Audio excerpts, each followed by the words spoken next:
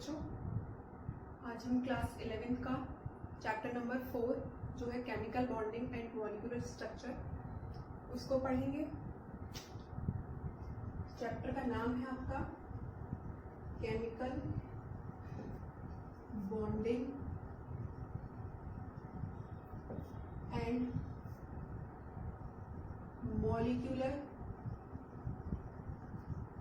Structure.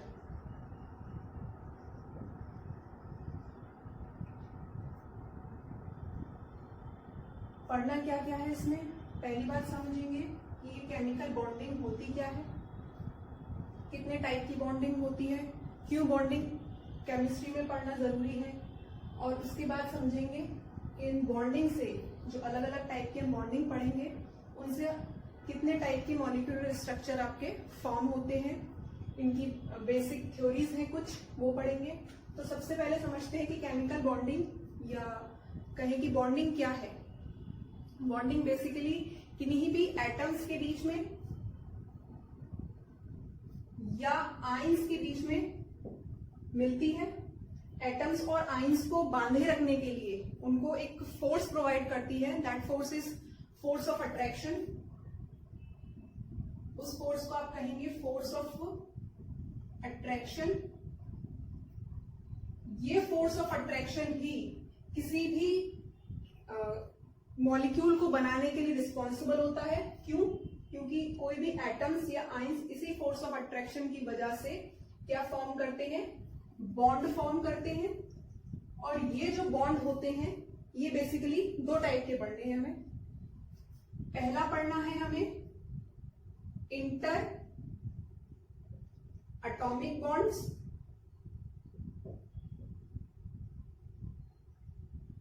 पहले पढ़ने हैं हमें इंटर एटॉमिक बॉन्ड्स, और दूसरे टाइप के पढ़ने हैं हमें इंटर मॉलिक्यूलर बॉन्ड्स।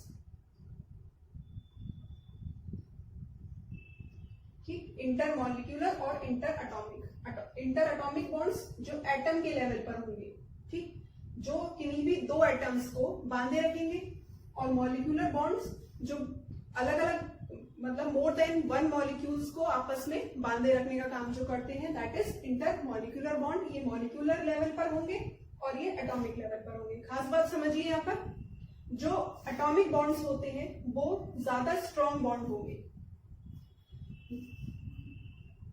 ये होते हैं मोर स्ट्रॉन्ग बॉन्ड, और ये होते हैं हमारे लेस स्ट्रॉन्ग, या एटॉमिक बॉन्ड से इनको कंपेयर किया जाए तो ये लेस स्ट्रॉन्ग रहते हैं। मतलब ये कि इनकी बॉन्ड एनर्जी, जो इंटर एटॉमिक बॉन्ड्स हैं उनकी bond energy inter molecular bond से ज्यादा होगी। क्यों? ये ऐसा होता क्यों है, इनकी एनर्जी ज्यादा क्यों और इनकी एनर्जी कम क्यों होती है? रीजन बिहाइंड दिस, जो एटॉमिक बॉन्ड्स होते हैं एटम्स के बीच में बहुत ज्यादा फोर्स ऑफ अट्रैक्शन रहता है, इनके पास फोर्स ऑफ अट्रैक्शन ज्यादा रहेगा, और मॉलिक्यूलर लेवल पर जो बॉन्ड फॉर्म होंगे उनके पास फोर्स ऑफ अट्रैक्शन कम रहता है। यही फोर्स ऑफ अट्रैक्शन इनके स्ट्रॉन्ग होने के लिए रिस्पॉन्सिबल है और इनके लेस स्ट्रॉन्ग होने के लिए रिस्पॉन्सिबल होता है। अब जो इंटर एटॉमिक बॉन्ड्स हैं ये कितने टाइप के हैं? ये बेसिकली आपको 4 टाइप्स के पढ़ने हैं। पहला पढ़ना है आपको covalent bond, ionic bond,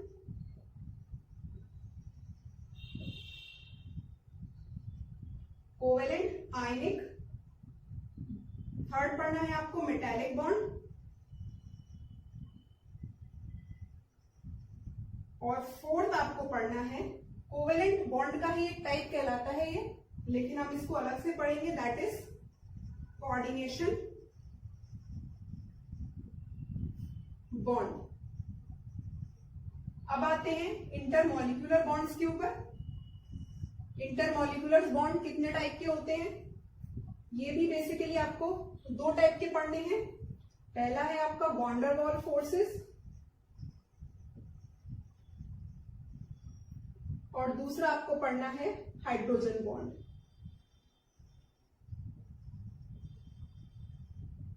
van der Waals forces again ये 5 टाइप के हैं, ठीक, हर एक टाइप को हम डिस्कस करेंगे।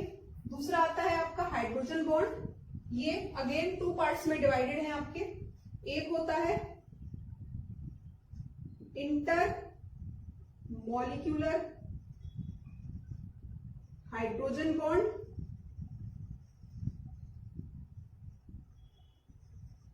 और दूसरा होता है इसमें intra molecular hydrogen bond. HB मतलब हाइड्रोजन बॉन्ड। यहां तक क्लियर? इस सबको आप नोट करिए।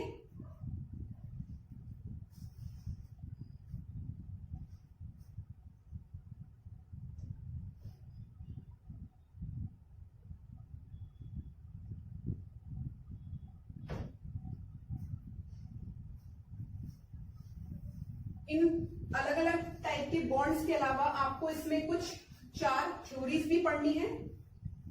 कुछ 4 थ्योरीज है। उन थ्योरीज के बारे में एक बार रेफरेंस ले लेते हैं, कौन कौन सी है वो 4 थ्योरीज। तो इसमें फर्स्ट आपको पढ़नी है कॉसेल लुईस अप्रोच। सेकंड आपको पढ़नी है VSEPR। VSEPR very important theory है। आपको 11th के पॉइंट ऑफ व्यू से इतनी इंपॉर्टेंट नहीं लगेगी, लेकिन अगर आप किसी भी कॉम्पिटिटिव एग्जाम्स की तैयारी कर रहे हैं तो वहां पर ये जो 4 थ्योरी मैं अभी आपको बताने वाली हूँ, इसमें से जरूर से क्वेश्चन मिलते ही मिलते हैं। आपको 3 से 4 क्वेश्चंस केमिकल बॉन्डिंग में अगर देखने को मिलेंगे तो इन्हीं थ्योरीज में से आते हैं। सेकेंड थ्योरी आपकी VSEPR क्या है full form? Valence shell electron pair repulsion theory. Valence shell electron pair repulsion theory. Third आपको जो पढ़नी है that is VBT valence bond theory.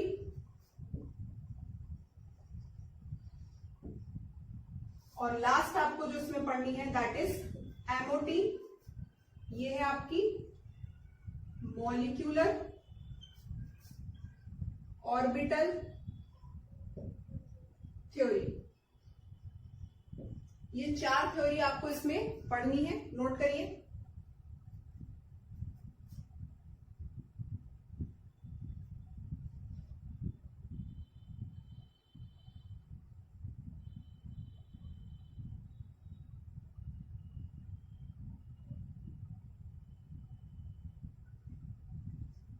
तो ये 4 थ्योरी हमें पढ़नी क्यों है? अलग अलग एटम्स कंबाइन करते हैं, लेकिन ऐसा नहीं होता कि हर एक एटम किसी भी दूसरे एटम से कंबाइन कर ली। सपोज करिए आपके पास H2O है, पानी का फॉर्मूला हम H2O ही क्यों लिखते हैं? H2C क्यों नहीं लिख दिया, या H2F क्यों नहीं लिख दिया, या हम कहें कॉमन सॉल्ट NaCl, इसको हम NaCl ही क्यों लिखते हैं? तो हर एक एटम किसी भी एटम से कंबाइन नहीं करता, समझिएगा। मतलब कोई भी एटम किसी भी एटम से कंबाइन नहीं कर लेगा। एक सर्टेन एटम एक सर्टेन दूसरे एटम के साथ ही कंबाइन करता है। इसी कॉम्बिनेशन को समझाया गया है इन 4 थ्योरीज के थ्रू। कॉसेल लुईस अप्रोच, पहले आई थी कॉसेल लुईस की अप्रोच। कॉसेल और लुईस तो अलग अलग साइंटिस्ट थे, इन्होंने अलग अलग अपनी थ्योरीज दी थी। उनकी थ्योरीज बेसिकली बेस्ड थी केमिकल बॉन्डिंग पे। कॉसेल ने बात की थी बॉन्ड, जो कॉसेल थे इन्होंने बात की थी आपकी आयनिक बॉन्ड। आयनिक बॉन्ड को हम इलेक्ट्रोवैलेंट बॉन्ड भी बोलते हैं, ठीक, इलेक्ट्रोवैलेंट बॉन्ड। कॉसेल ने बात की थी आपकी इलेक्ट्रोवैलेंट बॉन्ड पर। और अगर हम लुईस की करें तो लुईस ने बात की थी आपकी कोवैलेंट बॉन्ड पर। इस पर बात की थी कोवैलेंट बॉन्ड पर। तो सबसे पहले हम यही पढ़ेंगे कॉसेल और लुईस की अप्रोच क्या रही, कैसे उन्होंने केमिकल बॉन्डिंग को डिफाइन किया। तो शुरू करते हैं हम अपना पहला टॉपिक आज का, कॉसिल और लुइस की अप्रोच, दो अलग अलग साइंटिस्ट थे, कैसे उन्होंने केमिकल बॉन्डिंग को अपनी थ्योरी में समझाया था। तो बात है अर्ली 1916 की, 1916 के आसपास की बात है। कॉसिल और लुइस ने केमिकल बॉन्डिंग को समझाना शुरू किया। कैसे? तो पहले हम पढ़ेंगे कॉसिल, क्या कहा था कॉसिल ने। अब आप ये रफ सा स्केच देख रहे हैं, ये है आपकी पीरियोडिक टेबल का। यहां मैंने हाइड्रोजन के लिए बॉक्स बनाया। आपको मालूम है कि किसी पीरियोडिक टेबल जो है वो हमारी, उसमें हाइड्रोजन की जो पोजीशन है वो डेफिनेट नहीं है।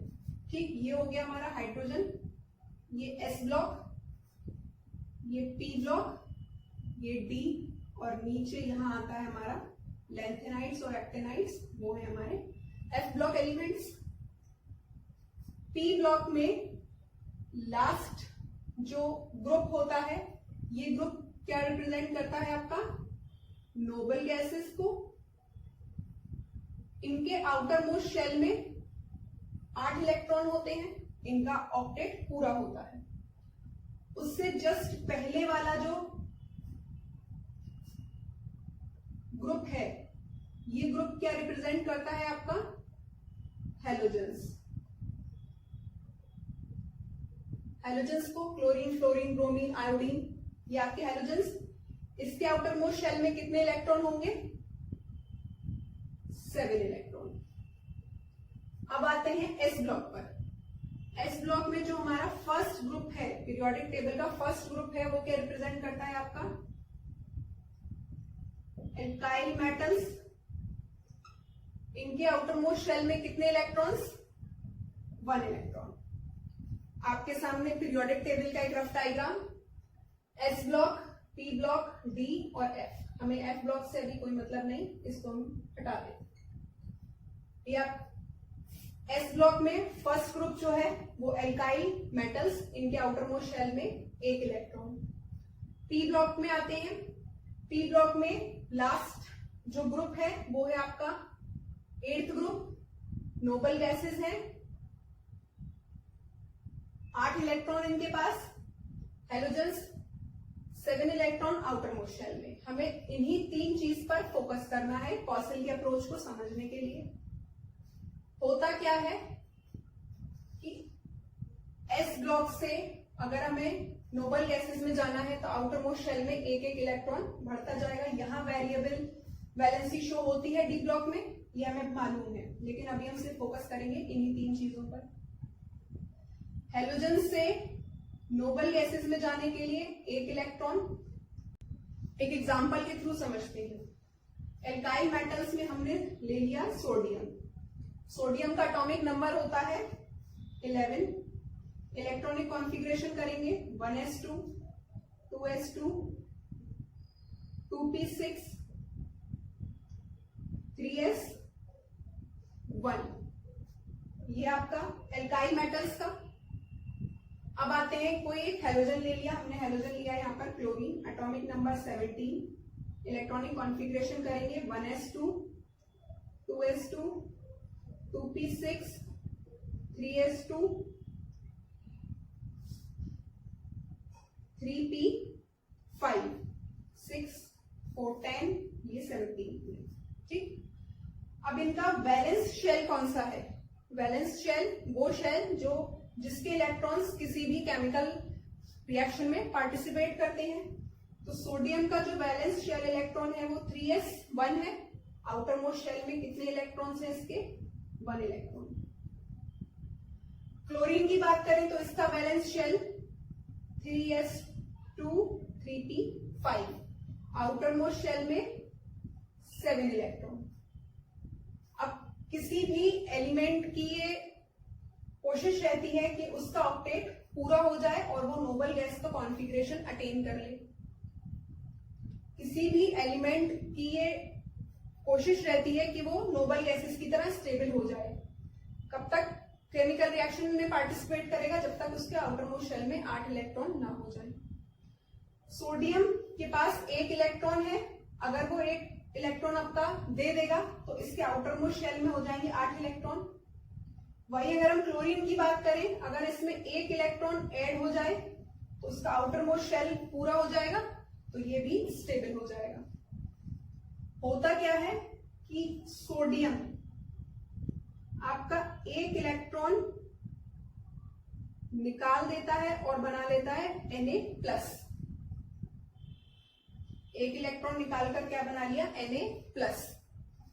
वही अगर हम क्लोरीन को देखें तो जो सोडियम ने इलेक्ट्रॉन निकाला है अपने आउटर मोस्ट शेल से, वही इलेक्ट्रॉन आकर क्लोरीन से जुड़ जाता है और बनाता है Cl-। इलेक्ट्रॉन की कमी हो गई सोडियम के पास, इसलिए प्लस साइन, और यहां पर क्लोरीन के पास एक इलेक्ट्रॉन आ गया तो माइनस साइन। तो ये Na+ और ये Cl-, Na+Cl- मिलकर क्या बनाते हैं आपका? NaCl, सोडियम क्लोराइड बोलते हैं इसको, सोडियम क्लोराइड। तो ये थी कॉसल की अप्रोच। कॉसल ने कहा था कि नोबल गैसेस का आउटर मोस्ट शेल में एक इलेक्ट्रॉन रहता है। अब हेलोजेंस को अगर आउटर मोस्ट शेल में 8 इलेक्ट्रॉन चाहिए, नोबल गैसेस का इलेक्ट्रॉनिक कॉन्फ़िगरेशन अटेन करना है, तो वो सिर्फ और सिर्फ इस पीरियोडिक टेबल में, हालांकि कुछ एक्सेप्शन है, लेकिन मेनली ये देखा गया कि जो हेलोजेंस हैं वो अपना आउटर मोस्ट शेल का इलेक्ट्रॉन पूरा करने के लिए सिर्फ एल्काइल मेटल से ही रिएक्शन करते हैं। इसीलिए मैंने कहा कि कुछ सर्टेन एलिमेंट्स, कुछ सर्टेन एटम्स किन्हीं सर्टेन अदर एलिमेंट्स के साथ ही रिएक्शन करते हैं। क्यों करते हैं? ताकि उनके आउटर मोस्ट शेल में 8 इलेक्ट्रॉन पूरे हो जाएं और वो नोबल गैसेस की तरह अपना ऑक्टेट पूरा कर लें और स्टेबल हो जाएं। तो ये रही आपकी कॉसल की अप्रोच, नोट करिए।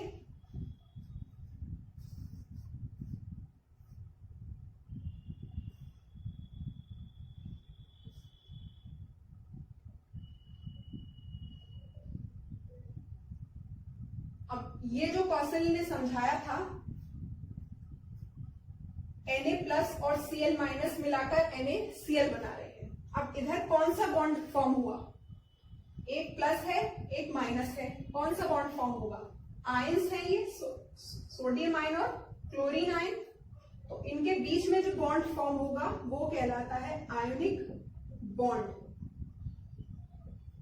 क्या कहलाता है आपका? आयोनिक। आयोनिक बॉन्ड कैसे फॉर्म हुआ? तो हमें पता है सोडियम का एटॉमिक नंबर 17 होता है। अगर हम इसके ऑर्बिटल्स की बात करें तो पहले शेल में या पहले ऑर्बिटल में 2 इलेक्ट्रॉन, दूसरे में 8, 3, 4, 5, 6, 7 और 8, और लास्ट में कितना है? 1। इसी तरह क्लोरीन, ये क्लोरीन का न्यूक्लियस, ये इसके ऑर्बिटल्स। सबसे इनर ऑर्बिटल में 2 इलेक्ट्रॉन, सेकंड में 8, 3, 4, 5, 6, 7 और 8, और लास्ट शेल में कितने इलेक्ट्रॉन्स हैं इसके? 7। 1, 2, 3, 4, 5, 6 और 7। अब सोडियम का ये एक इलेक्ट्रॉन यहां आ जाएगा, इसका ऑक्टेट पूरा, और ये जो आउटर मोस्ट ऑर्बिटल है सोडियम का, ये डिसअपियर हो जाएगा। इलेक्ट्रॉन, सोडियम के इलेक्ट्रॉन का क्लोरीन के पास आने की वजह से इनके बीच में जनरेट होता है, इलेक्ट्रोस्टैटिक फोर्स। इलेक्ट्रोस्टैटिक फोर्स, कौन सा फोर्स जनरेट होता है? Electrostatic force. हिंदी में बोलते हैं इसको विद्युत आवेशित बल। ठीक, इलेक्ट्रोस्टैटिक फोर्स जनरेट होता है। यही इलेक्ट्रोस्टैटिक फोर्स रिस्पॉन्सिबल होता है आपके आयोनिक बॉन्ड के,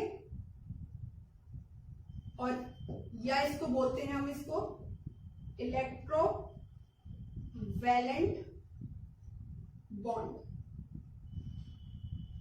सोडियम के आउटर मोस्ट शेल में 1 इलेक्ट्रॉन है, क्लोरीन के आउटर मोस्ट शेल में 7 इलेक्ट्रॉन है। जब सोडियम का आउटर मोस्ट शेल का 1 इलेक्ट्रॉन क्लोरीन के पास आता है तो इनके पास जनरेट होता है इलेक्ट्रोस्टैटिक फोर्स या विद्युत आवेशित बल। यही इलेक्ट्रोस्टैटिक या विद्युत आवेशित बल किसके लिए रिस्पॉन्सिबल होता है? आपके इलेक्ट्रोवायलेंट बॉन्ड या आयनिक बॉन्ड के लिए। तो इस तरह हमने देखा कि फॉसिल ने किसके ऊपर बात करी थी? आयनिक बॉन्ड या इलेक्ट्रोवायलेंट बॉन्ड के ऊपर।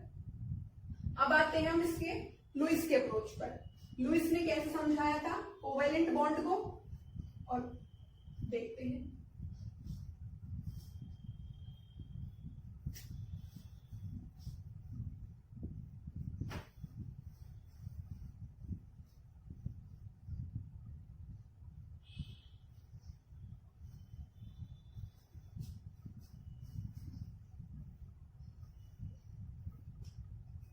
तो अब हम आते हैं लुईस पर।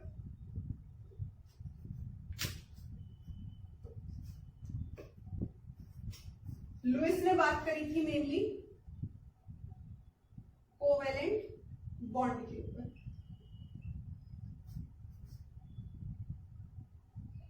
ठीक, कैसे समझाया था, क्या कहा था उन्होंने अपनी अप्रोच में? एग्जाम्पल समझते हैं। ये आपका क्लोरीन का एक एलिमेंट या एक एटम, एटॉमिक नंबर 17 होता है।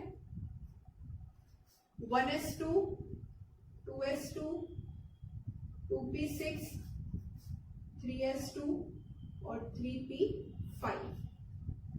अब हमें इस क्लोरीन के एटम से बनाना है क्लोरीन का मॉलिक्यूल। मॉलिक्यूल कैसे फॉर्म होता है? शुरुआत में मैंने आपको बताया, जब 2 एटम्स या 2 से ज्यादा एटम्स कंबाइन हो जाते हैं तो वहां बनता है हमारा मॉलिक्यूल। एक और इसी तरह का क्लोरीन ले लिया, same process, outer most shell को लेकर चलते हैं। ये होता है 3s2 और 3p5। ये एग्जैक्ट सेम यहीं आ जाएगा ये सारा। ठीक, इसके भी आउटर मोस्ट शेल में 7 इलेक्ट्रॉन्स और ऊपर वाले एलिमेंट के आउटर मोस्ट शेल में भी 7 इलेक्ट्रॉन्स। अब कैसे ये मॉलिक्यूल फॉर्म करेंगे? इसको भी एक इलेक्ट्रॉन की जरूरत है और इस एलिमेंट को भी एक इलेक्ट्रॉन की जरूरत है।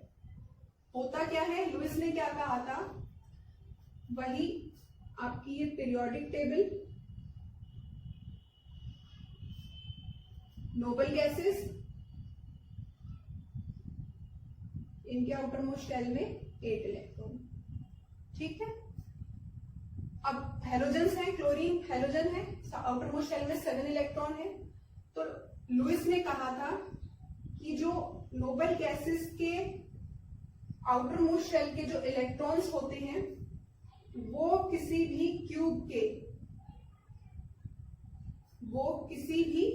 क्यूब के 8 कॉर्नर्स पर अरेंज रहते हैं। 2, 3, 4, 5, 6, 7 एंड 8 इस तरह से अरेंज रहते हैं। अगर हम क्लोरीन की बात करें तो इसके पास कितने हैं? 7, और दूसरे क्लोरीन के पास भी 7। 8 हटा देते हैं, ये बन गया आपका क्लोरीन का 1। अब इसको चाहिए 1, इसके पास आ गया अपना दूसरा क्लोरीन का एटम।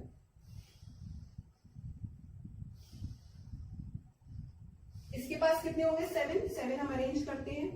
1, 2, 3, 4, 5, 6 और 7।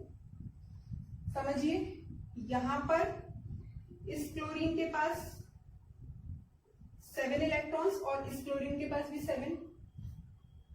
ये जो क्लोरीन का क्यूब बना, इसका ये वाला जो साइड था ये कैसा था?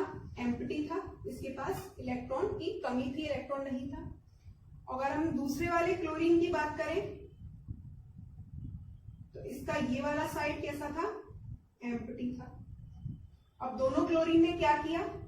इस तरह से अरेंज किया अपने क्यूब्स को कि यहां पर इलेक्ट्रॉन्स की हो गई शेयरिंग। इलेक्ट्रॉन्स की क्या हुई है यहाँ पर? शेयरिंग।